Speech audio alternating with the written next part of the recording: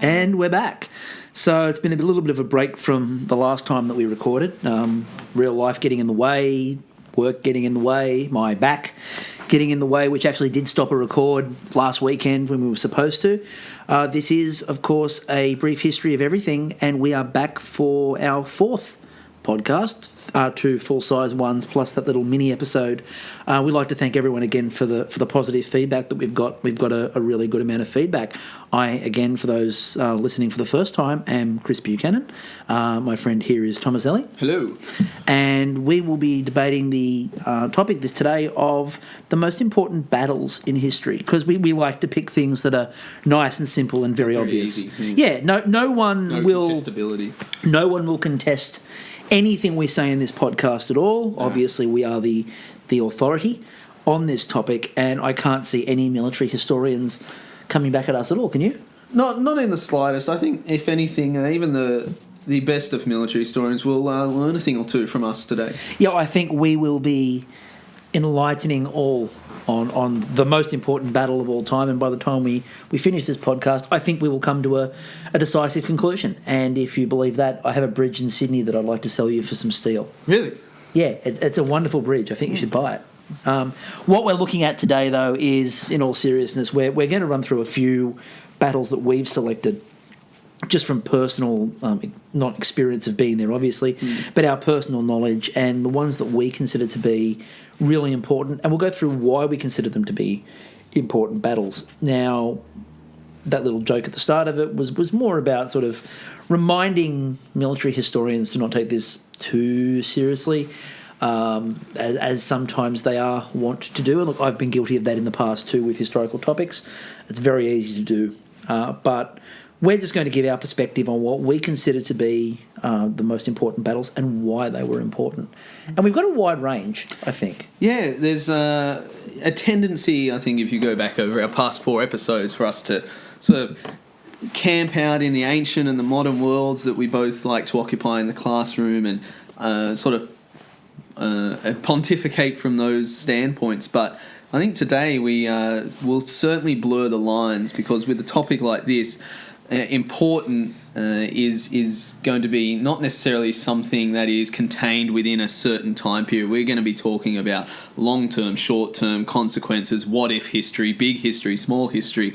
But the history that I know I won't be speaking much about is tactics, strategy, those little minutiae of whether this general should have done this or these soldiers had have been there. That's not how I've interpreted these discussions today. And I think it's important to understand we're not saying greatest battles. So we're not talking about whose tactics were the greatest. There won't be discussion of Thutmose III, for example, in this at all. And whenever you talk about tactics, Thutmose III comes up. We will not be discussing the minutiae of what happened at Waterloo in terms of tactics and structure and how the Imperial French necessarily set up and how the other side of the equation set up against him and what battle tactics happened. We will, however, be talking about Waterloo in a sense of how important it was. That's probably the clear distinction we need to make at the very top of this. Yeah, and certainly when we talk about battles, we're also not looking at whether it turned the tide of a war so much so as whether it changed a thread or the course of history. So whether this battle had changed the overall effect of a war or something is probably not going to be much of a focus. It's more about that long, continual story. If this war had gone this way or had gone that way, would the story have changed? Not would the battle or the war have changed. So with all that in mind, I think we lead into the one that I've already alluded to. And I think we head to the 18th of June, 1815, and we head to the Battle of Waterloo. And I think the Battle of Waterloo, very famous, obviously, because of ABBA. I've resisted the urge to sing or put a clip of the audio in here at all, and the Swedish aren't particularly litigious either, so I don't think they would have sued us for it. Having said that, I've decided to keep my powder dry on that one, so to speak. I will only believe that when I hear our regular introduction show song when I hear this recording. Okay. I'm not going to hold my breath that today's episode wasn't started with Waterloo. Well, remember, you do owe the listeners rapping at some point from episode 2, but we'll come back to that later. The best time to rap is at Christmas. Oh, that was horrible, even by your standards. Moving on. Battle of Waterloo. Now, this is, as people who have been listening to this sort of know, I tend to dwell more in the ancient realm than the modern realm. That's on both a personal level and a historical scale. But the Battle of Waterloo is one of the exceptions I do tend to make, and that comes through my extension background, teaching extension history in the New South Wales syllabus. And I teach Napoleon Bonaparte as my case study in that course. And the reason I teach it is because it's all about historiography and making sure that you are teaching a personality whom historians have varied opinions on. And you will not find a figure in history who has a more distinct divide between positive and negative than Napoleon Bonaparte. And the Battle of Waterloo is, it is the end point for Napoleon as a leader of France. It is the end point. Now, obviously, it doesn't happen at the very end of that battle. It takes a little bit more time. There is another battle just after it, but that's just the mopping up campaign that the coalition forces sort of take into account to finish it up. Napoleon does try to make a break for it at the end to America and is stopped by a naval blockade and ends up having to surrender.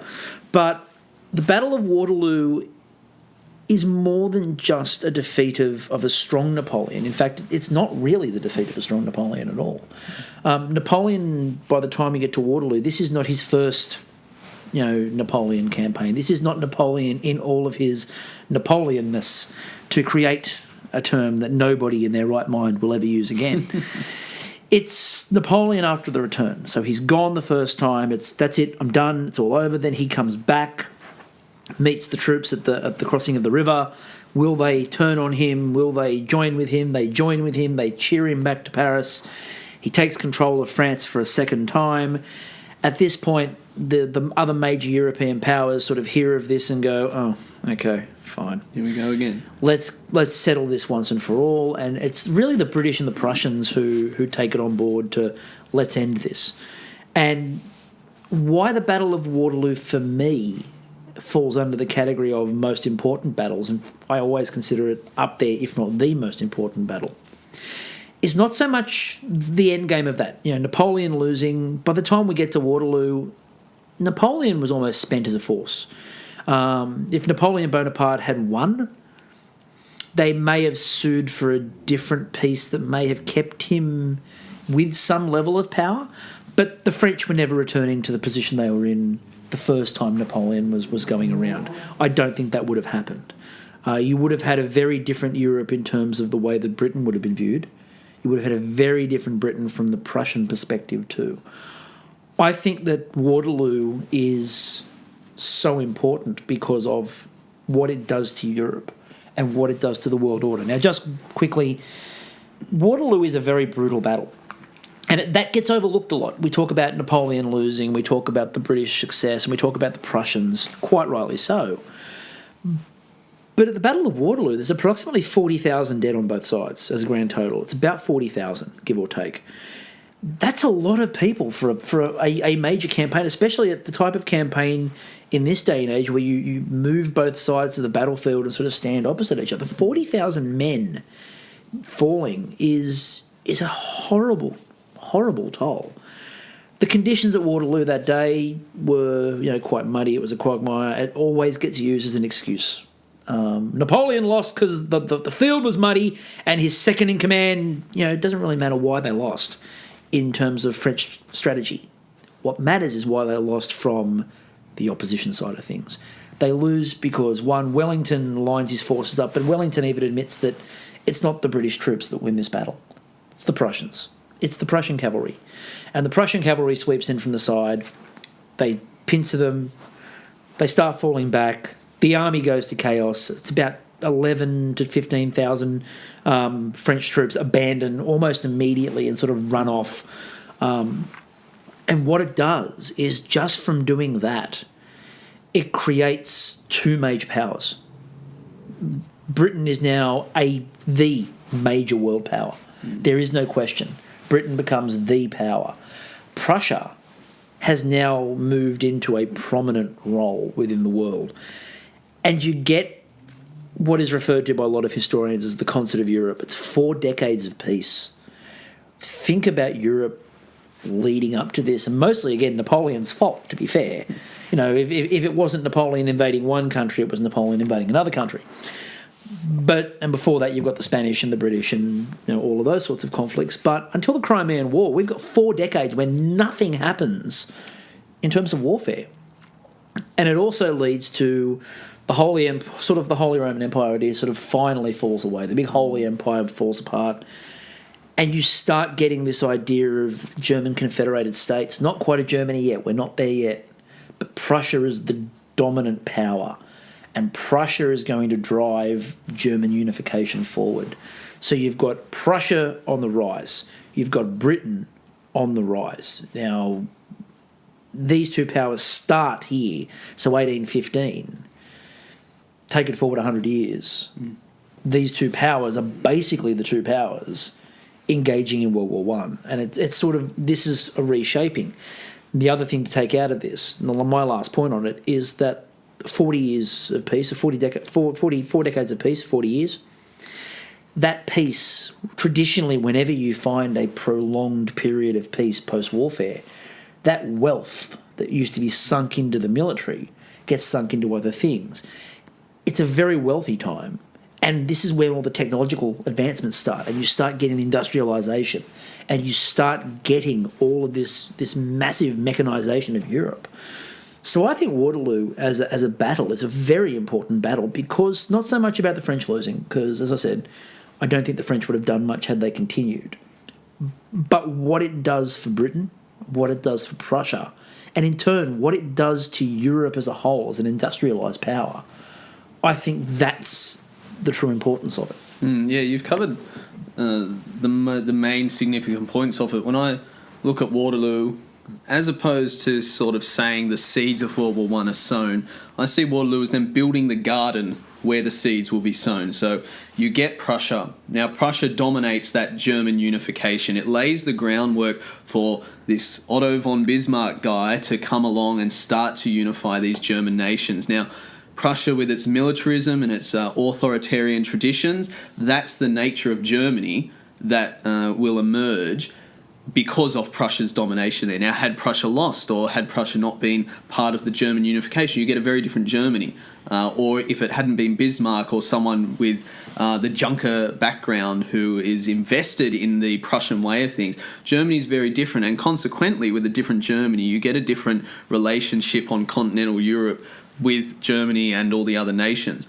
The later animosity between France and Germany at this stage in the mid-1850s between over Alsace-Lorraine, this is sort of started with the Waterloo and the tensions that have emerged between France, who's been beaten by this Prussian/later German power, and the competition on the other side of Europe between France and England, that competition for empire, for world domination, for trade domination, for economic superiority, for just cultural superiority, France loses that competition by losing Waterloo, and that's why English goes on to be spread around the world. It's why the English education system is spread around the world. It's why India becomes a fully fledged British territory. It's why it's able to expand into Southeast Asia, Eastern Asia.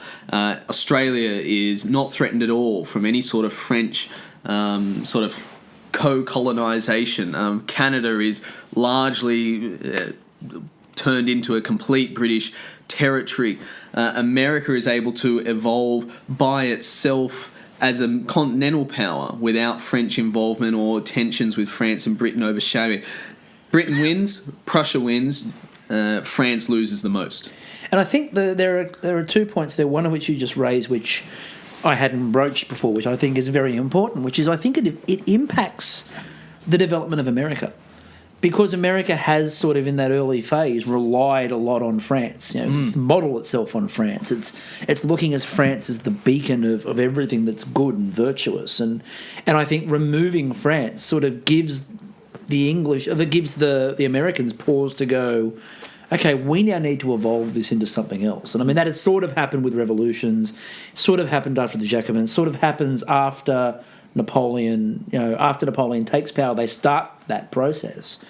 But if Napoleon had managed somehow to hang on and at least force a peace with the British, you may have seen more of a French influence on America. I think you see a very different American foreign policy. Think about Jefferson. He founds the Democrats. Jefferson wanted America to get involved with the French Revolution and the wars against England because France had helped America against England. There's this brotherhood and fraternity that Jefferson himself sees.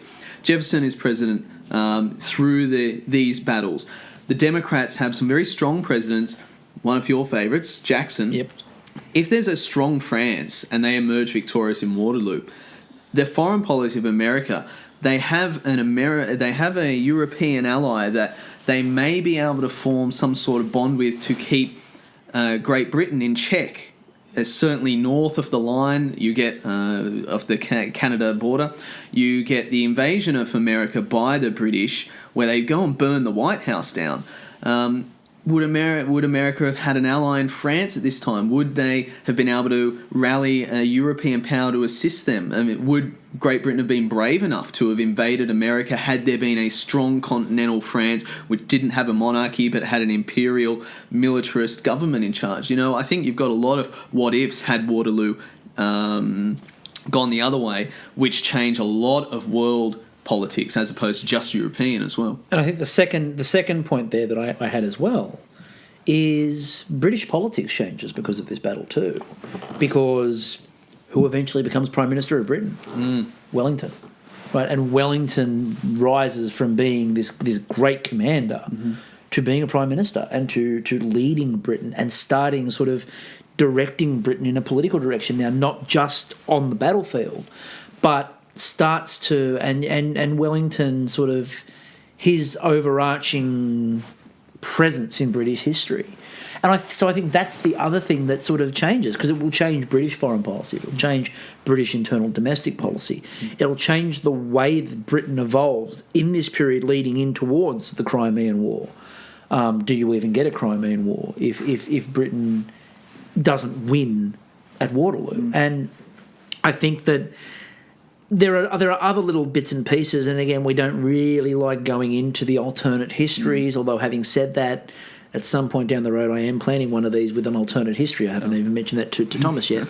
But to try to avoid those sort of alternate histories, it would be very interesting to want to think about what happens if the British still win Waterloo without Prussian cavalry. And there's an argument that gets put forward that the British can't win Waterloo without the Prussian cavalry. But if Wellington wins and the Prussians aren't there, does that even change the look of Europe? And do you then suddenly get this grand alliance between Britain and France to take on Prussia post-Napoleon? And how is Napoleon treated any differently? Because the Prussians really want Napoleon dealt with. But I think that's neither here nor there with that. I think Waterloo as a battle is definitely a touchstone moment, and there is a reason why it gets spoken about. And sometimes with these battles, they're spoken about in sort of great reverent tones for no apparent reason when you really examine them. I don't think Waterloo is one of those. I don't think it's as important in terms of military tactics. I don't think it's a battle that is decisive in terms of stopping. You know, it is the battle that ends Napoleon, but I think it would have ended one way or another. But the importance of it is more about the alliances and what happens to Europe post-Waterloo. Yeah, after Waterloo is the significance of Waterloo for me. The day of Waterloo, important obviously for 40,000 who died and the thousands and thousands who were injured. Important for the careers of people who's formed there. But it's the after, and I think for all of these, we end up saying it's the after that shows the significance and the importance. So let's get into one now that's really, for me, it's actually the most fascinating one on the list that we're looking at today. And it's fascinating for me because it is the most spoken about battle of the war that we're about to get into. It's the most spoken about. And if you looked at it from just the minutiae of battle, it looks insignificant, but it ends up having probably the deepest significance of any. I'm referring to the American Civil War, which means, obviously, I'm referring to the Battle of Gettysburg. Yeah, Gettysburg being part of the Civil War is probably like an exception to this list. It's generally speaking, a civil war has great consequences for the nation that's fighting it, but often you can see that the overarching impact is dulled. So when you've got a Waterloo where it has big international players coming onto the field, with Gettysburg, you've got Americans versus Americans, and the impact should only be on Americans. And of course, the great impact of the Civil War is slavery, and don't let anyone tell you it's not slavery. But for the most part, it should have only impact for Americans. But the fact is, Gettysburg sets off a chain reaction which does sort of start the end of the Civil War, but the US Civil War has great implications for other nations as well. And like so many massive turning points in history, an accidental battle. Not one that was planned, not one that either side pitched and went, that's going to be where we're going to fight. Gettysburg is the place. No, it's an accidental battle. One side hears that the other one's gone into town for shoes. That's where the battle happens. So it sort of goes back to one of our earlier podcasts where we talk about the luck of having lunch on a certain street corner turns into World War One. Yep. Here it is, bunch of guys looking for shoes because their economy, their pseudo-nation, their sort of state of play is so poor that they need to steal shoes, turns into what I think most people would agree is one of the turning points. Now, it's hard to say that there's multiple turning points in a war because once you've turned around once and you turn around again, you're back to where you started. But to use the metaphor, Gettysburg can be seen as the first major turning point of the Civil War. You've got the South and the North of America. The states have divided. The southern states had pinned their economy and their society and their culture and their way of life on slavery. The North had eradicated it. It's not so much a fight for human rights or for civil rights or for equal rights. It's a fight over the institution of slavery. So where we hear things like, Lincoln was, the great emancipator. Well, yes, he was an emancipator. He freed the African Americans from slavery in America. But did he ever sort of go out there and say, well, the next step is equal rights? No. No one, very few, not to say no one, but very few at this time believe in that. But the North is fighting to end the structural slavery that's in America. The South is fighting to preserve it. They both have their reasons, and there's 1,001 books and 1,001 articles out there that can easily cover that. Without getting into the causes of it, let's get into the actual battle. Yeah, and I think for me, it's also responsible for one of my favourite lines in any form of documentary or audiovisual presentation, which is in Ken Burns's epic Civil War, which is where he says, the South came in from the North that day and the North came in from the South. And there's just something about that phrase that I absolutely adore. Yeah, there's something, it's one of those quirky phrases that the more you unpack it, the better off you are at understanding something. Like there's the physical understanding of that they've been chasing each other around and then, oh, hold on, what's happening here? We're coming up and then coming down. But then you start to unpack it and, that's a metaphor for something being up on its head. If the North is coming from the South is coming from the North, everything's turned upside down. Yep. And that's what America's like at this time. It is completely divided. It is completely on its head. A house divided cannot stand, and it was not standing at that time. No, exactly. And I think Gettysburg is a fascinating battle itself. Just the way the battle was fought. The fact that day one is basically a scramble to see who can get control of Little Round Top, the hill, and it's who can get themselves on top of that hill to get the ground. And if day one goes, and this is the thing with this battle, is that day one itself is not militarily decisive. But if day one goes to the South and the South get Little Round Top, things done, then the North are going to find themselves in a position very similar to how the South find themselves on day three. And by the time you get to day three, the charge at the end of day three by the South is more because they have to. Yeah, it's not so much that they feel like they're going to win. The South, by the time you get invested in this, day one is all about getting to the top of the mountain. Day two is the real bloodbath. And day three is the final charge of the South, just going, we've got to try something. We sort of have to go. And remember, the story of day three is where they're ready to go and they ask, should we go? And the commander just loosely waves and just as if to say, yep, we can't sit here. Yeah, day 3 reminds me of all those stories you get out of World War One. I was about to say that. The first wave's gone over the top. The second wave's gone over the top.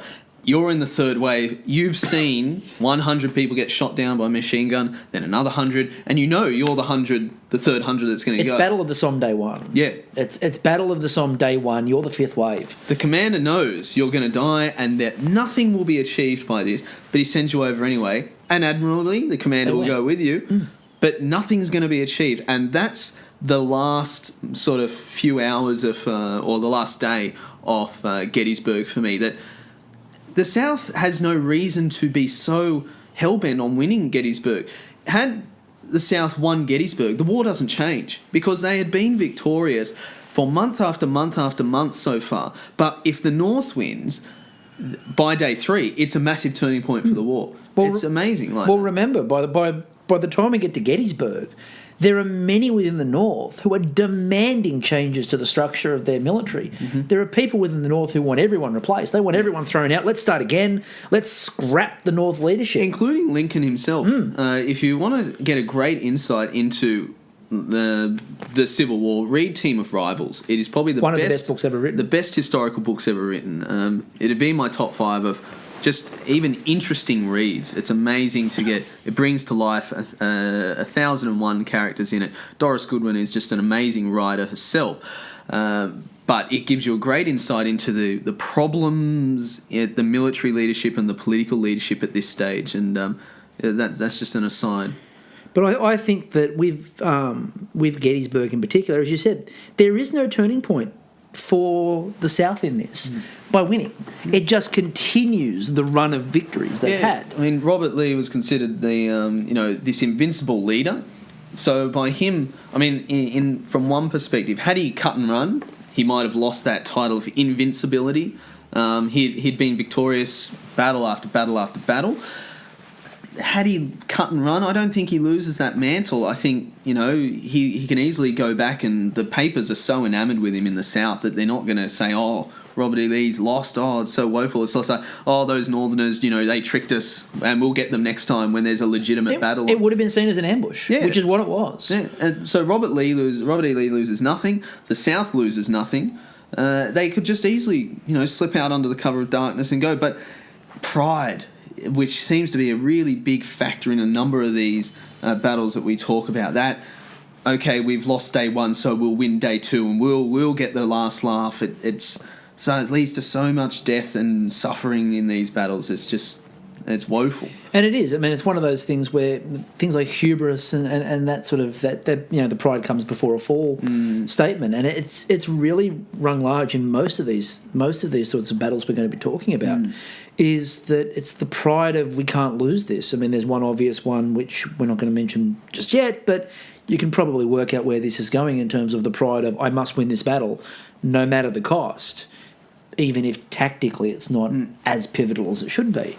But Gettysburg really is one of those. And the other thing that Gettysburg, of course, does is then gives Lincoln a rallying cry and really allows Lincoln to be the person to define the narrative of the war. Yeah, this is the thing for me that makes Gettysburg the turning point. The Gettysburg Address, which comes after Gettysburg, they're going to bury the dead and they're going to pay homage to the dead. Lincoln's address isn't even the actual Gettysburg Address. One of the other politicians who was there on the day who gave a 2-hour speech. 2-hour speech. To be fair, he did write a note to Lincoln afterwards saying you captured in, 48 seconds or whatever it was. What it took me 2 hours to try to say. So to give him credit, he understood the fact that the photographer, and again, if you watch Ken Burns' Civil War, they show you the only photo of the Gettysburg Address, and it's Lincoln sitting down because it took so brief a time. They thought, it's Lincoln, plenty of time to take a photo. Lincoln gets up, gives the Gettysburg Address and sits down, and the photographer's still getting the camera ready. So that's how brief this speech is, but its impact is huge. And there's a great irony that there's a line in the Gettysburg Address from Lincoln, which is, my words won't be remembered, but the actions of the dead will.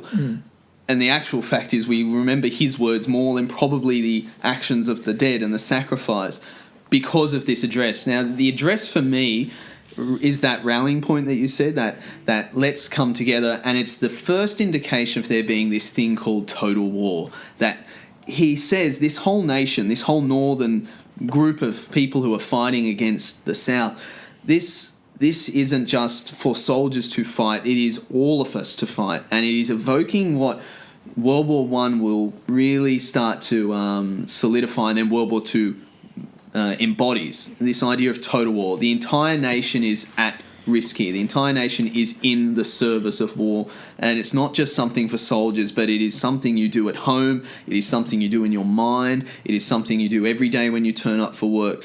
Everything has to do with war, and it lays this groundwork for a narrative of war to dominate a country while they're at war. And it really is also a case of, it's, you know, we've often said that history is written by the victors. And again, it allows Lincoln to frame the context of the Civil War in terms that he wants it to be in. He is now no longer looking at the South. The Southern narrative of the Civil War is no longer something that gets any form of preeminence.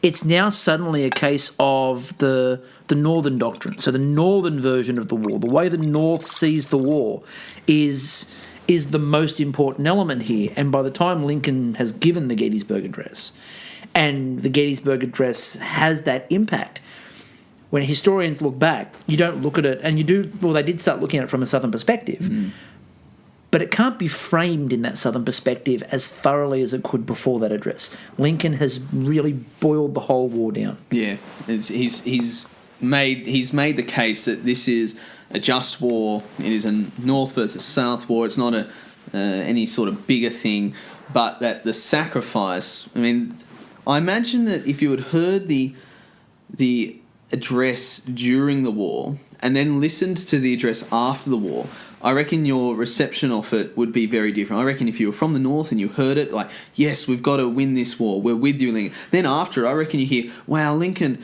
he was actually talking about human sacrifice. He's not denigrating the South as much as he's sort of lamenting death and destruction and war. I reckon it's one of those, I mean, it's a masterful speech to begin with, but to capture and have so many layers of complexity, and that all comes out of Gettysburg. Yeah. So I think we've got two battles there that sort of are obviously more in the modern realm. You know, in terms of the context of battles. We're going to move now. Same century as well, isn't it? Exactly. And we're going to move now and flip it sort of back to my era. You know, back when I was a young boy. No, not quite. We're going to have a look at now the Battle of Salamis, which is something that it's one of those battles that's a fascinating battle to look at from a historical perspective, because first of all, if you were looking at a battle from that era and the wars between Greece and Sparta and Persia, you're going to expect me to say Thermopylae, maybe Marathon at an outside shot here, and Thermopylae it's an important battle in terms of it proves Spartan valor and it proves the Spartan methodology. It's also a horrendous defeat. I mean, it's a long-term victory, but it's a horrendous defeat as a battle. They lose. You know, there's no two ways around that. But they do what they're supposed to do. They hold the fort so that Athens can be evacuated. I think personally that Salamis is the more important battle. And the reason that Salamis is more important comes down to the context of the war. And the context of the war is that the first time the Persians invade, which falls short at Marathon, they attack by land. It's a land invasion. It's a big land invasion. Don't mistake it. You know, the discussions and the historians, quite often you'll hear figures of 1 million men put forward, and that's possibly apocryphal, but also there is an outside chance that it was something close to that.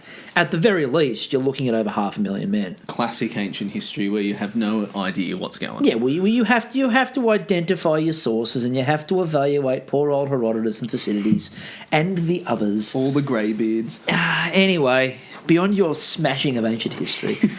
So the first battle, the Battle of Marathon, happens. Everything turns bad. Next time we do this, we're not making that mistake again. So the second time, the Persians turned up with land and sea this time. This is going to be a seaborne invasion with a land army. And they strengthened both of them. Now, we go through and we have a look at, obviously, Thermopylae takes place. the Spartans, the 300 Spartans happens, does what it needs to do. Athens is evacuated. There's invasion off the coast in terms of the ships are fighting off the coast. When it's clear that Thermopylae is lost, then all the Greek ships head off down the coast, let the Persians in, because they've done what they needed to do. By the time we get to Salamis and Plataea are often spoken about side by side, and they should be. They're complementary battles. But in this case, Salamis is really the big turning point. Plataea is where the Persians are once and for all stopped, and it goes from being a Persian invasion to the Persians are now scrambling to try to get back to Persia because there's this big threat by the Greeks and the Spartans that they're just going to turn around and try to invade Persia back. But Salamis allows for the rout of the Persians at the end of this. And the Battle of Salamis takes place in 428 BC, September. And you're looking at 371 to 378 Greek ships, according to different historians. The Persian fleet is sometimes talked about as being 1,200. It's far more likely you're looking at 600 to 800. But that's still a massive number of ships for a battle, and especially since you're going against under 400 Greek ships, those odds are huge. And so it's one of the reasons why it gets spoken about as being an important battle and a great battle is the odds. And it's one of the themes of this war. Now, by the time you get to the Battle of Plataea that follows this, that's not a win against the odds. That's serious, overwhelming odds in favour of the Greek forces. But we can't really go into the minutiae of the battle here because no one really knows. There's no real account because it's a sea battle. Nobody could sit there and observe the battlefield. Like on every other battle, you can sit there and observe the battlefield. You can sit there and watch the movements. No one could really watch the movements of this. It was people sort of looking out off the coast and going, oh yeah, that's one of ours. That's one of theirs. Ooh, look, we're winning. Oh, look, we sunk that one. That's good.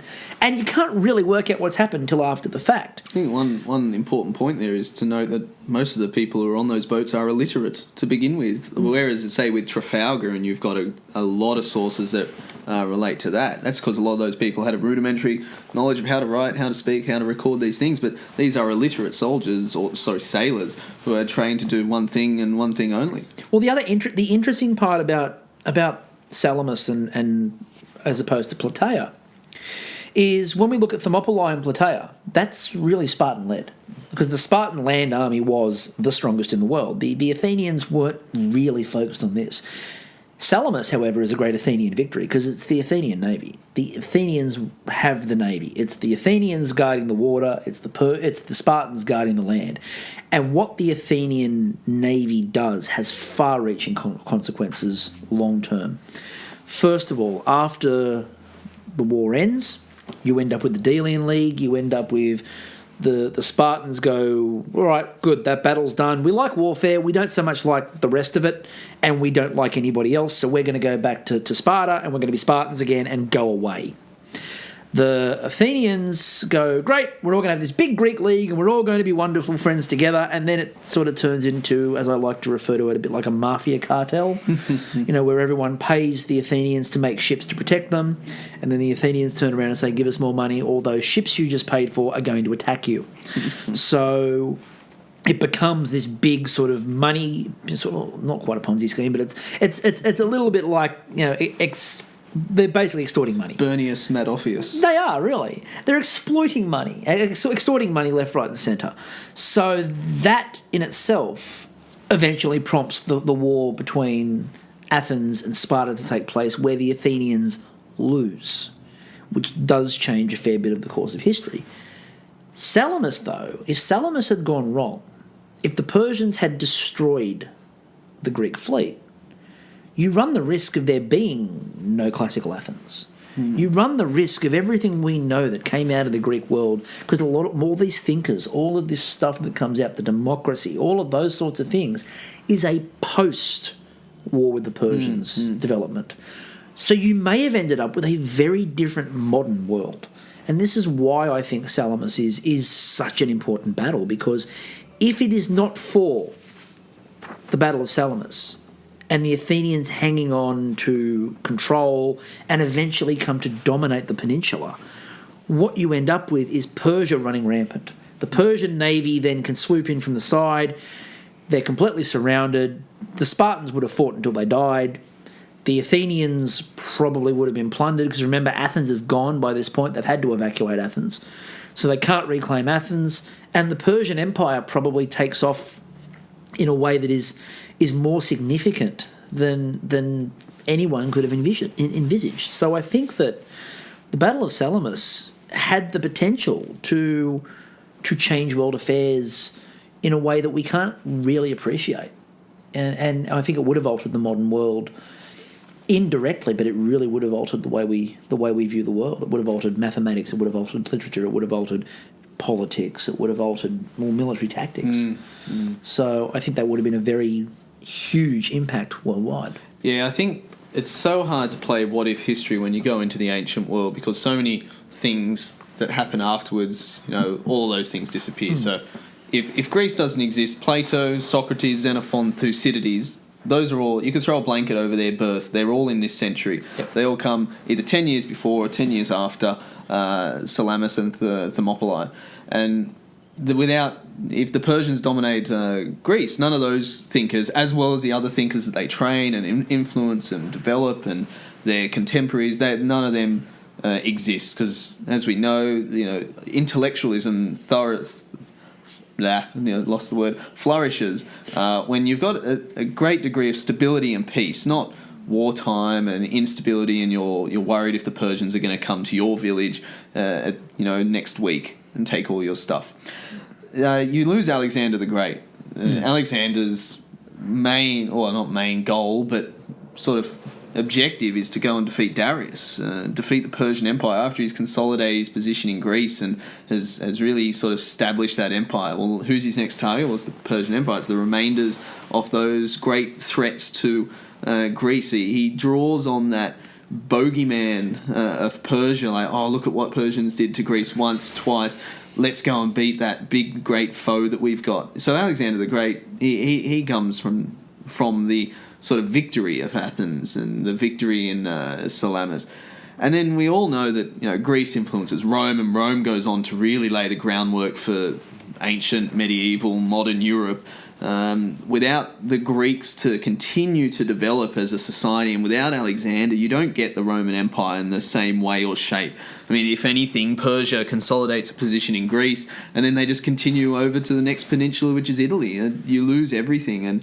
But this is the difficulties of what if with ancient history. Where does it sort of stop impacting and start changing things? Yeah, I think that's the difficulty with having the ancient battles in this is that there are so many what ifs that can go either way. But again, I think with Salamis, I think it's a definite potential. There's a definite potential jump off point there. Moving back into the more modern realm, and moving actually of all of the battles we're looking at to the most recent and the most modern, we're getting a look at the Vietnam War, and you isolated the Tet Offensive. Yeah, which is a bit topical. Well, the Tet Offensive itself isn't topical at the moment, but in Australia it's the anniversary of the Battle of Long Tan, and the discussions about the commemoration and the cancelling and whatnot have been on. And if you're a potential extension history student and you're interested in historiography in New South Wales, or if you're interested in historiography anywhere, this past week in Australia, seek out those news articles, because this is the construction of history and two contrasting perspectives of it. The ABC went and interviewed a number of Vietnamese people, and they don't talk about it. And having spoken to some people, or tried to speak to some people in Vietnam and in Australia of Vietnamese heritage, trying to get them to talk about the Vietnam War is like pulling teeth. It's not a moment of national pride.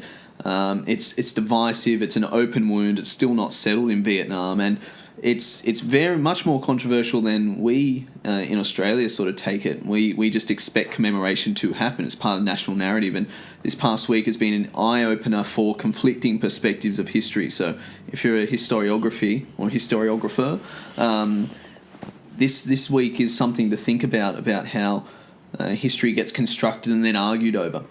But yes, I did pick out the Tet Offensive.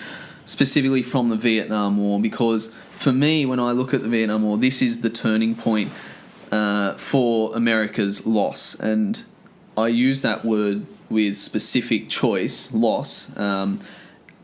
American narratives will call it something else. Vietnamese narratives will call it something else. But I see the Vietnam War as a loss by the Democratic Coalition, the South, America, Australia, New Zealand, etc., etc. With the Tet Offensive, the Viet Cong and the North Vietnamese and the Communists, they lose. And yet the loss, the bigger loss, the long-term loss is America's.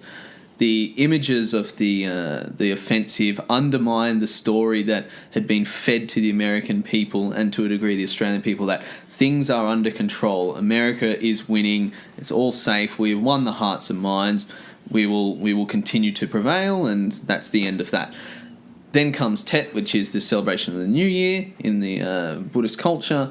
It comes around. No one's expecting a battle, and then on that morning, over 100 sort of small-scale skirmishes and larger offensives coordinated all throughout the south by the north. They've infiltrated in through Laos, Cambodia, and the regular contacts that come up and down the coast. The Viet Cong have infiltrated the south, and they've launched this massive offensive. Now, it takes a couple days in some situations, but the Americans win with the South Vietnamese troops as well. They win. They put the rebellion down, and the narrative goes back to, we're winning, everything's under control, don't worry, America's still number one. But the images that come out of this is of an undefeatable Viet Cong, of this invisible threat that could be anywhere. But even more important are the images of the body bags on the news and the Walter Cronkite sort of declaring the war it's done, the North has won, we need to leave honourably. The media now controls the war, and I don't think any war since then has ever been out of the hands of the media. I think what I find so fascinating about the Tet Offensive is, as we know, the big American catchcry during Vietnam War and in Vietnam was winning hearts and minds. And it's the moment they lose the hearts and minds of their own people. Yep. It's the moment the hearts and minds in America that have locked in to a great extent, not completely, obviously, but it's really the moment that the hearts and minds suddenly start turning and going, hang on, what are we doing here? Why are we actually engaged in this conflict? And again, Walter Cronkite is the voice of this. And, as if you look through any sort of American history during this era, when Walter Cronkite started telling the American people something, that's the story. That's your narrative. He's a fascinating figure in himself, and it's always, I think, interesting to look at the impact that people have on their times. And I'd argue that Walter Cronkite has one of the greatest impacts on American history. Branching out past to things like Watergate. When Cronkite takes Watergate seriously, that's when Watergate's serious. Yeah. But going back to the Tet Offensive, the Tet Offensive demonstrated to America that, you were winning, you won that battle. But look at the toll. And look at the fact that the North is prepared to do this.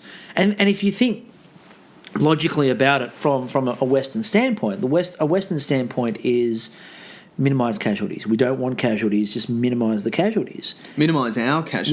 Yeah, exactly. But not the enemies. But what you see with the Tet Offensive is the North is basically saying to the West, we are prepared to do this as often as we need to and as publicly as we need to. And we will pick these sacred days to do it. We will break the taboos of, Tet, it's a sacred day in the South, even in the North. It's like declaring war on Christmas. Yep. It's not usually done. Here, it's done. Yep. And I think that's kind of, and again, to go back to one of our earlier battles, I mean, think about the Spartans used to not go into battle on their holy days. They waited for the calendar to turn before they went into battle. Yeah, it's the idea of gentlemen's agreements in war, and that's gone, and I think that's a hallmark of modern warfare as well. And I think this is really the moment that the American public, I mean, the American soldiers on the ground realised long before. Oh, yeah. But it's the moment the American public realised we're not fighting a conventional war. This is not a traditional war. This is not war as we know it. What sort of war is this, and how do we win a war that we don't actually know and we can't define? And we don't know who the enemy is. At least in, say, World War II, you could point at a person and say, you're pretty sure that's a bad guy. the other thing I would say as well is that the Tet Offensive is kind of then the jump-off point for, and I may mention before we recorded, the My Lai massacre, which really turns America cold against their own troops. And I think you could argue that the My Lai massacre and all of those sorts of events that come out during and post the Vietnam War are a direct response to Tet. And the jumpiness of the soldiers on the ground and the paranoia on the ground of we don't know where they're coming from, we don't know when they're coming. We thought we could predict this. We can't predict anything anymore. Yeah. How are we going to face this? Those two events, you just mentioned, My Lai and the Tet Offensive, I think are the beginning of the end for the narrative that America is just this undefeatable, untouchable behemoth. It's this it's this unbelievable power, and it can't be beaten. Here's a bunch of underfunded, undertrained, in fact no training, underprepared, completely out-resourced militia fighters, guerrilla fighters from the north, sneaking into the south under the cover of darkness and canopy and taking it to America. You look at the parallels between that and, say, more modern, say, in Afghanistan or Iraq right now, and even throughout the Middle East where America's getting involved. The ideas of Vietnam still prove true to today, that a powerful enemy can be taken out very easily with superior tactics, or at least superior psychology. My Lai, Tet Offensive are the beginnings of the fracturing of that that image of America being this unbeatable world power. And so the idea that was probably established at the end of World War II, which was America saved the day, hurrah, how great are they? They lived this 25 years of, America's untouchable. Then the cracks start to show. They disappear probably through the 90s, but then they re-emerge now. And it just suggests, I mean, having lived through, both of us, the early 2000s into today, it just suggests that American policymakers also learned nothing from those two events as well. It is, again, it's the shaking not only of America's image internationally, as I said, it's the shaking of America's image internally. And, one of the ways that you win conflict is to shake the home front and to turn popular opinion. And you go Tet Offensive into, again, the reports of the horrors coming out of there, My Lai, into then American domestic politics and Watergate. Yeah. And it's the questioning of America by America. Yeah, it goes to the protest movements and those people who are like, America's wrong. They go from being this fringe group to now being a mainstream acceptable opinion that I can oppose the war, I can also oppose my president, and I can get out on the street and protest, and I can still consider myself a patriot. It's a decade that begins with the idealised presidency of Kennedy, and finishes with the questioning of every element of American society. And it's a dramatic shift within a decade. Yeah. And I think that Tet plays a huge role in that. So I agree 100% that it's a very important battle. It's possibly the most important battle that America has fought in the second half of the 20th century. And let's face it, they've fought in a lot of battles. Fought a few. They've been involved in a lot of them. We're going to move on quickly to the Battle of Hastings now. So we'll flick back a little bit, although not ancient as such. And the reason that we have to include Hastings on any list is, again, it's referred to as the battle that changed history. Kind of have to talk about it a little bit if we're talking about important battles that had an impact on history. The Battle of Hastings, it's been done to death, but just briefly, 1066.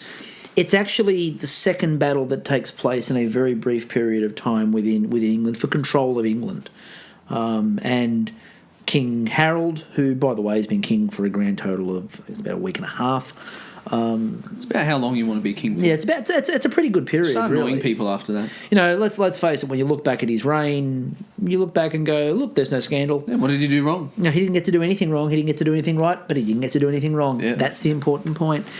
King Harold is defeated at the Battle of Hastings. But before we get to that, just briefly, what had happened to lead to this? You've got the Battle of Stamford Bridge, or as I refer to it, the Battle of the Two Harolds. Harold Hardrada and King Harold, and Harold from the block used to have a little. Now he has a lot, and King Harold Goodmanson wins the Battle of Stamford Bridge and becomes the undisputed king of England. And everyone cheers just in time for him to get a message to say, oh, by the way, William of Normandy's come over the channel. They're building forts and fortifications, and he's brought his whole army. And Harold, his soldiers are depleted, they're worn out, it's a brutal battle, and Harold has to turn the whole army around and march them south. So in terms of how the battle plays out, it's not a surprise. You know, he has a week to march his army south. They've just finished one of the most brutal battles they could have fought. They march all the way south. They don't get any form of break or rest. They go into battle, and funnily enough, he loses terribly. William of Normandy, you know, William the Bastard, one of my favourite historical names of all time. Guillaume le Bastard, William the Bastard, wins the British throne and claims Britain. Well, why is it an important battle? Well, first of all, you start off by saying, look at the role of Britain over the course of the centuries from 1066 to today, and the shaping of the modern world is very much by the second half of that millennium. It's a British world. It's a British-dominated world. And Britain has set up the colonies. Britain has established the control. Britain has established the power. It is a British-dominated, especially 19th and 20th centuries in particular, are very much a British, up until the Americans take over, a British-dominated centuries. That would have been changed. The Saxon way of life and culture is stripped from England. William takes control, but the biggest change for me in what William does is the way that land is managed. And you're sitting here thinking to yourself, why the hell would I care about the way that land was managed in 1066 in England? Well, you do, because it's the feudal system. And it's the introduction of the lords, and the lords running the manors, and it's the introduction of the hierarchy. It's the introduction of having the king, and then the lords, and then the knights, and then the peasants. And it's the introduction of a structure that leads us to modern-day society. And it leads us to modern-day society because after the period of the feudal system, the peasants revolt. The peasants start pushing for more rights. The peasants start pushing for freedom of labour, payment of labour. It's largely responsible for the Crusades, which shapes a huge chunk of the modern world as we know it. It definitely shapes the religious element of the world, and the conflict that we've seen in that religious world is shaped through the Crusades. This one event in 1066, and by the way, William is not a popular king.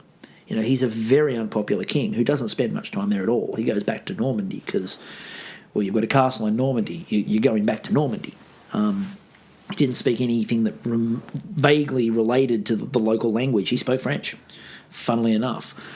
But it's the impact that Hastings has long-term. We've been talking about a lot of these impacts are long-term and like playing the long game. This is the ultimate long-term impact because Hastings establishes Britain differently. Previously, it was that thing over the water. There still is that thing. But it was the thing over the water that European powers wanted. It was a backwater. Because we don't know what's really over there. You know, the Romans prized it. They couldn't really say why they prized it, but they prized it. So what was the first outpost that they gave up when they had to consolidate the barbarians coming in? They just gave it up. They just walked out. Exactly. It was sort of like the shiny thing you didn't need, but you really wanted, just to sort of show how awesome you were. It's that midlife crisis Ferrari. It's the midlife crisis Ferrari, and it sort of is. It's used in the Roman world. It was used to try to prove how awesome an emperor you were. You know, let's go back to stabbing the sea, and you know, I've conquered it. Let's go home, grab some seashells. Let's just go beat those Celts again. And then when Claudius has to establish the fact that he's a Roman emperor, what does he do? Goes and takes Britain.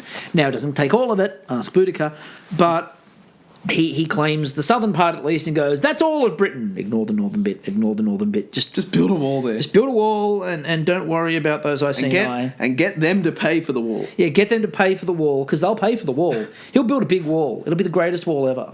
And then we're going to have an extreme test for these Franks and for these Visigoths and these other Goths and those Ostrogoths. I mean, I'm not saying I'm a racist, but they don't live like us. So we need an extreme test. An extreme test. And the extreme test will have words. The best words. The best. Only the best words. Latin words. Latin words. Latin words are the best words. And then I'm going to get all the jobs that they stole and bring them back to Rome. What are we going to do post-Trump, really? We're going to have no point of reference. People are going to listen to this in 60 years and they're going to go, oh, yeah, that's right, that lunatic ran once. But they're not going to get these lunatic assertions that he made. Well, I think they will. I think next podcast will give that away. Yeah. Spoiler alert, we're doing how the rest of the world, how the history will view us. And I think the Donald Trump era will play into that quite interestingly. He's a great personification of everything that's wrong. Fascinating. Anyway, so the Battle of Hastings, though, is an sort of, it's a midway drop-off point. We've talked about the ancient, we've talked about the modern. Hastings a midway drop-off. It's sort of like our stop halfway through history. It's a bit of a check-in where we go, right, where are we at? Okay, let's turn the world order on its head. Let's just stir everything up. It's also, remember, the week before at the Battle of Stamford Bridge, that's the end of the Vikings. That's the end of the Vikings' claim to go around and claim anything else they want. They have to slink off. So nothing. Again, Hastings for me is a changing point of the modern world. You just don't realise it at the time. You wouldn't have realised, again, 1300s, you're still not really thinking about how big a change it is, even though it is a big change at the time. And the feudal system is just, that's that system of government. Yeah, it would have happened anyway. Well, probably not. Not the way the Saxons ran things. See, Marx would disagree with you. You can draw a direct line between feudalism, capitalism, and what ultimately becomes communism. It's the change, it's this improvement, the constant revolution, this improvement of the way we live. The feudal system, from a Marx perspective, is inevitable. Whether it comes at Hastings or another time almost becomes the point of contention. Well, if Marx disagrees with me, let him walk in this room right now and challenge me. I'm more than prepared. There's not enough cocaine in the world to get him back. I think that if Karl Marx would like to challenge that statement, he can feel free to do so, because I've got documents.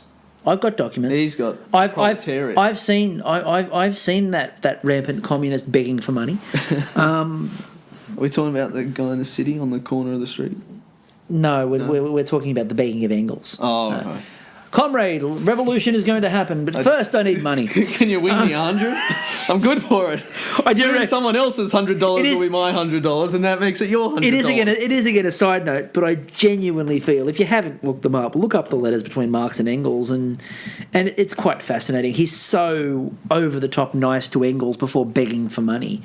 It's a thing of beauty. That relationship is so bizarre. Engels, who is this wealthy industrialist family, hanging out with this intellectual who's been kicked out of like 3 countries because he's too radical and wants to get rid of people like Engels, and Engels just gives him more and more money to write more stuff about how bad Engels is. It's a weird one, isn't it? Oh, it's finding a friend you hate and sticking with him.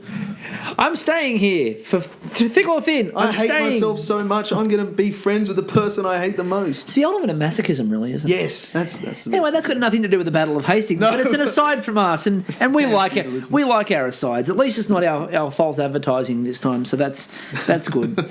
All right, last battle we're going to look at, and we've combined 2. We've cheated. We're cheating, ladies and gentlemen. We are cheating. Cheating on history. We are cheating on history. Don't do that, kids. If you're doing an exam, don't cheat. History is important. However, we, having done this before and studied it, can cheat to our heart's content. Yep. Having said all that, Normandy and Stalingrad, we've put them together.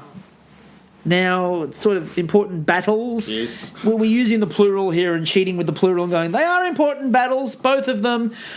But there's actually a reason why we put them together. Yeah, originally we had them on as probably separate points, and there was before the recording, I think we needed to sell both of them to each other, and we did such a good job on each other that we said, well, actually the logical thing here is to probably just put them together, because the points Chris was making were the same points that I was making, but one was from maybe the Western theatre and one was from the Eastern theatre, and we sort of realised we were saying the same thing about 2 different battles, which were part of the same war, and so we just sort of forced them together, some sort of Normangrad situation. Stalindy. It would have been a Stalindy because Stalin would have to go first. He needs his name in there. However, in post-Stalin Russia, they would have needed to take out the Stalin because, as we know, Stalin never happened. No, in he didn't happen. So it's much like Trotsky never happened in those photos. Oh yes. But anyway, with Normandy and Stalingrad, why we've managed to shoehorn them together is they're both really important battles during World War II, pivotal battles in World War II, but one doesn't work without the other. That's right. And that's why we've shoehorned them together, because we think they're too important to leave off the list. But you can't do them individually.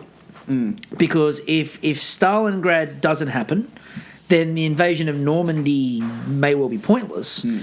And if Normandy doesn't happen, Stalingrad can be for naught. Yeah. So they both have to happen for this to be important. But you also look at each individual battle, and by all of the methods that we've used to determine what we consider an important battle, they're both important. So that's why we've shoehorned them together. It's not the case of stretch for time, although this podcast is probably going to be another long one. We're good at that. Attention.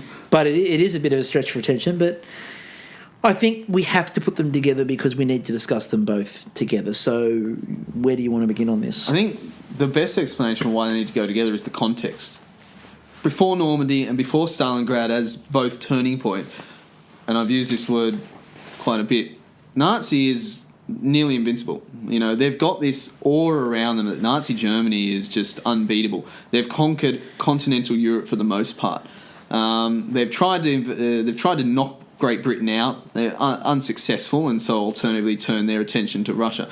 That's a great point of what if history, and if you're interested in that, go wild and think about that. What if Hitler didn't get OCD? Oh, not OCD, ADD. And what if Hitler doesn't go, I'm attacking Britain, shiny? Yeah, like what if he just continued to ignore Russia? I mean, the argument there is that he was never... Well, we know that he was never going to continue to ignore Russia. Lebensraum dictates, which is the living room that he wants. And they both knew it. They both knew it. That's why both knew it. That's why they signed the treaty in the first place. It's like, we want to attack you. We want to attack you. Not now. First, let's get Poland, and then, and that's what both sides are saying. Let's get Poland, and then we'll we'll think about attacking each other. Now, the context of this unstoppable Nazi machine, the campaign in North Africa, you could probably also apply to this, but it is less important than both of these two. These two are the turning points which shatter the image of the unbeatable Nazis, shatter Hitler's resolve, and make Nazi defeat inevitable. And you could just quickly on that, before we go into the minutiae of this, you could argue that with the North Africa campaign, while it's important but not as important as these two, if one of these doesn't happen, you could almost argue that Hitler could have been able to drag Rommel out of North Africa and drop him into whichever situation he required. He was already trying to defend Normandy. Exactly. And he had already advised Hitler, we need to reinforce this part and not this part. I'm using my hands here to draw a... He basically tells him, don't worry about Calais, worry about Normandy. I think they're coming through Normandy. And Hitler tells him, that's ridiculous. We're going to go... We've heard the transmissions now. The Americans and the British knew the Nazis were listening to them, and so they sent these false reports. They had prepared... You've got to... If you're interested in this history, you must look up all the bluffs that America and Great Britain... They created these inflatable tanks and position them in this fake invasion sort of camp. They legitimately hire a magician. They get a very famous stage magician from Britain to go and create this for them. And they sort of suggest to Hitler they're either going to invade further south in France or way up in Norway. They go so far as to put Patton in charge of a division that doesn't exist. Yep. Because the Germans would figure that Patton was going to be wherever the major division was. And they make it quite well known that Patton is training these troops. They don't exist. No. They get a homeless person off the street who's died. They dress him up like a sailor, throw him out into the sea, and just wait for the Germans to find him. And he's got all these notes on him. Yep. And it's probably the best game of poker you'll ever see. That's sort of the Normandy side of things. That the Allies are trying. They're going to invade Western Europe. After having successfully invaded through Italy and weakened the underbelly of Germany, they've drawn some resources down. And it brings America into the major theatre of war too, which they haven't been previously. Yeah, and we can all thank Japan for getting America involved at all. Japan bombs Pearl Harbor. America looks at both theaters and says, we have to decide on one. We can't fight both. And this is a smart leader, Roosevelt and his military advisors. They realise two fronts is bad. Not what Hitler realises, and he only realises it much too late. But America implements the Germany first policy, which is defeat Germany, then pay attention to Japan, and it's the right call. It's the smartest call of the war. Before Normandy can even happen, though, is that Germany needs to have their back turned to the Allies, and that's the important point. They've invaded Russia, they've reneged on their treaty with Russia to not invade, and they've gone and pushed very deep into Russia, all the way to a pivotal town, both strategically but also psychologically, and they've gotten all the way to Stalingrad. Now, Stalingrad psychologically is important because it's got Stalin's name in it, and it is something that Stalin says we cannot lose. And one of the reasons he gives is because it's got his name in it. If his named town falls, that's like, in his mind, Stalin falling, and the people will think that according to his own thoughts. But strategically, Stalingrad falls, Moscow falls. And if Moscow falls, Russia falls, because Russia is hardly in a position to sort of relocate the whole government and the whole military establishment to some other town further into Russia and still stay in this. And in fact, they make it perfectly plain that they're not. No. Stalin makes it perfectly plain, we're not leaving Moscow. This is we will be here, and we are not going anywhere. And traditionally, as you know, if you're a keen student of history, you'll know, traditionally the worst mistake that pretty much everybody has made throughout history is invading Russia. The weather will beat you. And again, Napoleon gets to Moscow. And it's forgotten about, but Napoleon gets there. It's not like Napoleon doesn't actually make it. He makes it all the way to Moscow and then goes, we're out of supplies, we're out of clothing, we're dying, let's go home. For Hitler, there is no home to return to. The idea of the campaign is my divisions have been so strong, especially, you know, the division that ends up at Stalingrad, and we'll talk about them in a minute. But they're just chewing through the land. But that actually works against them. Yeah, it's an actual strategic decision by the Russians. It's the scorched earth policy works both ways here. Russia retreats and they just destroy and loot everything on their own land, saying, well, if we can't have it, you can have this pile of ash. And then the Germans get there and they're like, oh, well, we can't use it, but at least we're getting all this land. You know, we're expanding the German Empire. We're going to defeat Russia. It's inevitable now. This is looking like another Nazi conquest. But the idea behind that then is that they outstrip their own supply lines, then leading to what happens at Stalingrad. And there's a couple of key points here, but I think the first key point of Stalingrad is the order from Stalin with regards to the army and falling back, and where he makes it perfectly plain. If you fall back, not only will you be executed, but your families are going to Siberia and they may never return. Yeah. And to prove the point, remember his own son-in-law is engaged in this battle and is part of a battalion that falls back. And he banishes members of his own family. He sends them north. And this is a message to the Russian people and to the army. And it's made not hidden. He doesn't do this secretly. He tells everybody, I've sent my own family up there. Really, if you're thinking about retreating, don't. So that edict, I think, is one of the most pivotal edicts of this whole battle because it sets the tone for what is going to happen. The second part of this that is so incredible is the brilliant strategy that the Russians come up with. It's real tooth and nail fighting. If there's very little that can be said about the experience of war that doesn't happen in Stalingrad. People the Russians believe they're not just fighting for their life, but they're fighting for their nation, their country, their city. And it's block by block, house by house fighting. This city is left in ruins because they are fighting ebb and flow every day. Everyone's picking up a gun. The locals start to fight. The locals get involved. They help the army, whether it's through resources or actually picking up a gun and joining the front line.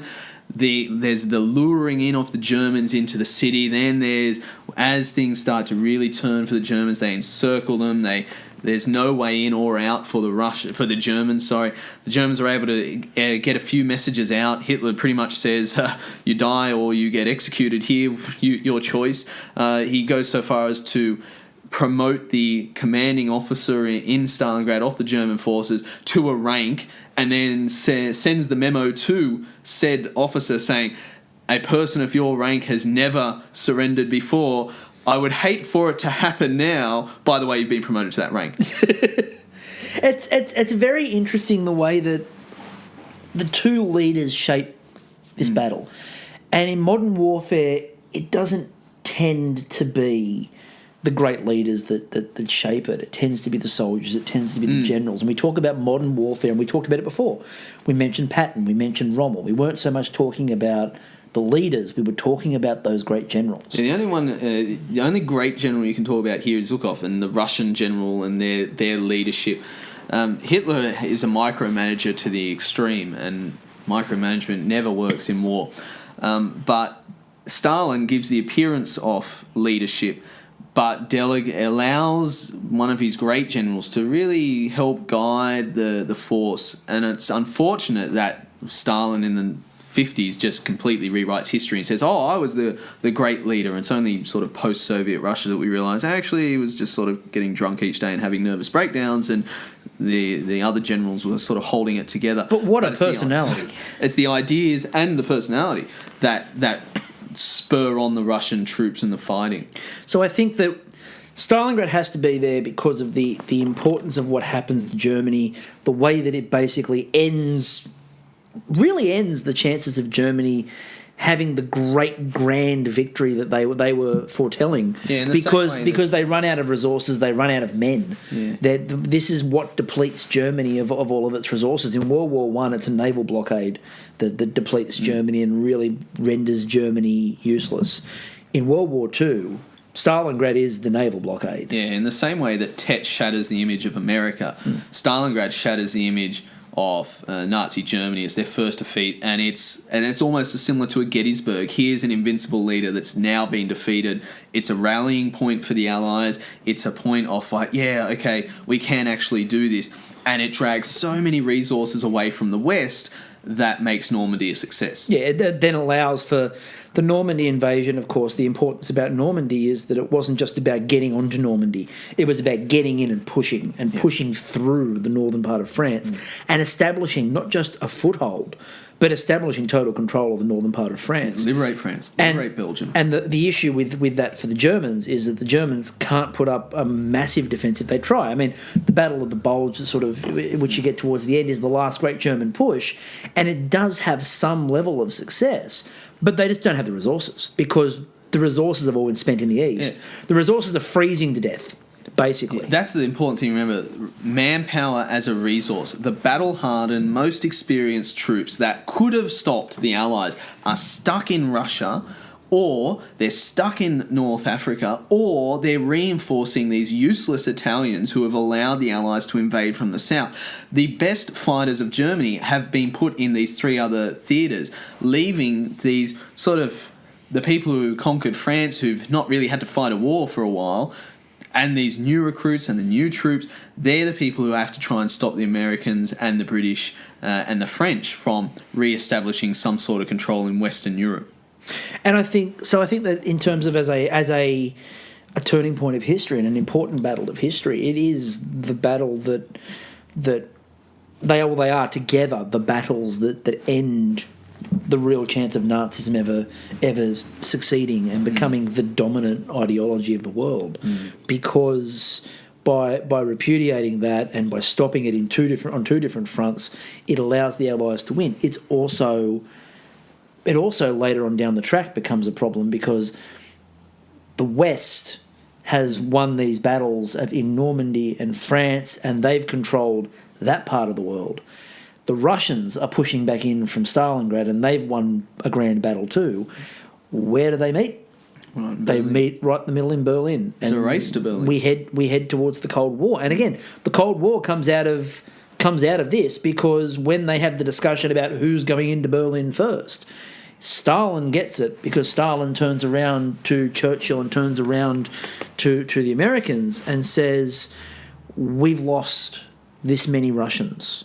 All of these people on our soil. Stalingrad has taken place. We've lost our citizens.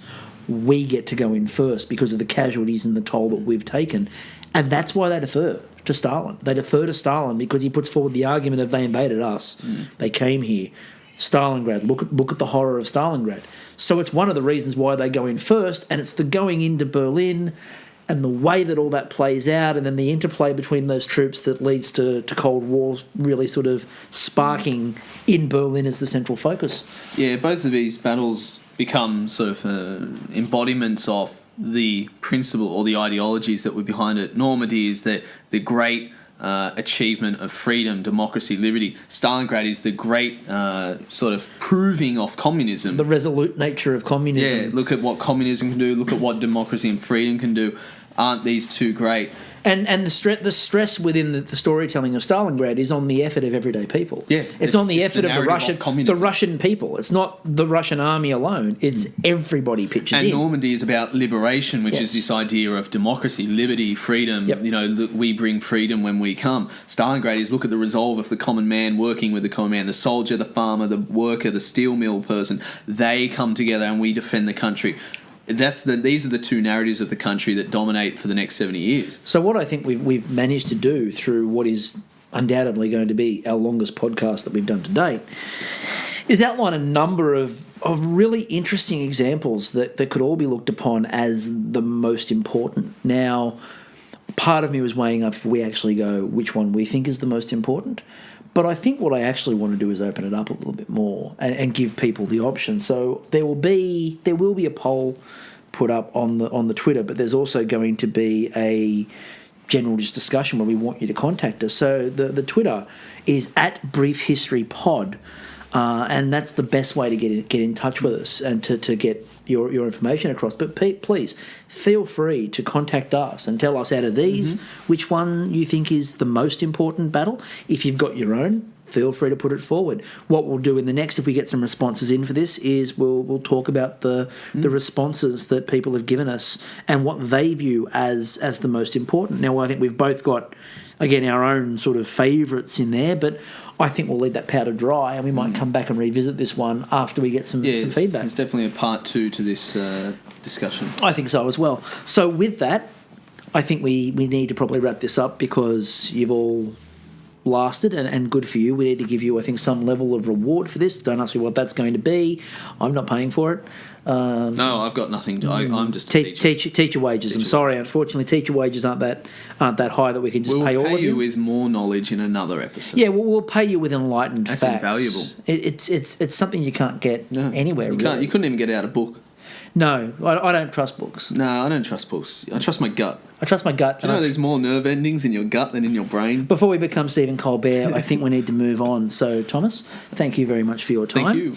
I, of course, have been Chris Buchanan. This, of course, has been a brief history of everything, and we'll catch you on the flip side.